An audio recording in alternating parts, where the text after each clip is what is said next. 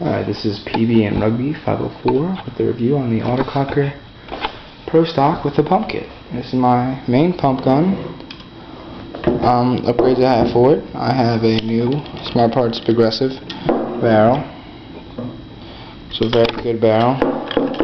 It's a 16-inch. It's got rifle porting at the end. It's not as accurate as I hoped it to be, but for right now, until I get a free kit, it's fine.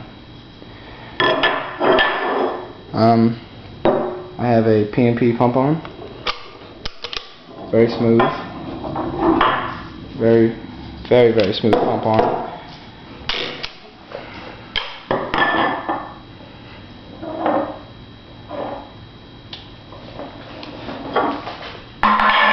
Sorry about that. Really smooth. Also, another upgrade I have for this is the slider trigger frame. This cost me about $40-50 bucks. Really nice trigger frame. I had a double in here, but since I'm playing pump, it's not really necessary. So it feels a lot better when you're playing pump. Also another upgrade I have is the new Durling bolt. This bolt has a cup face to it. It's a lot gentler on paint and more air efficient, I find.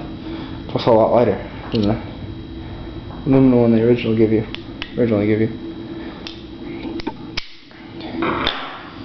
I just have a regular Steely 48 3000 tank with a field nipple cover.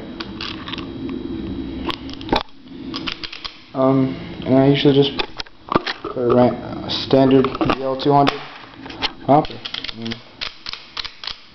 Really good gun. Accurate, reliable, very quiet. Very quiet.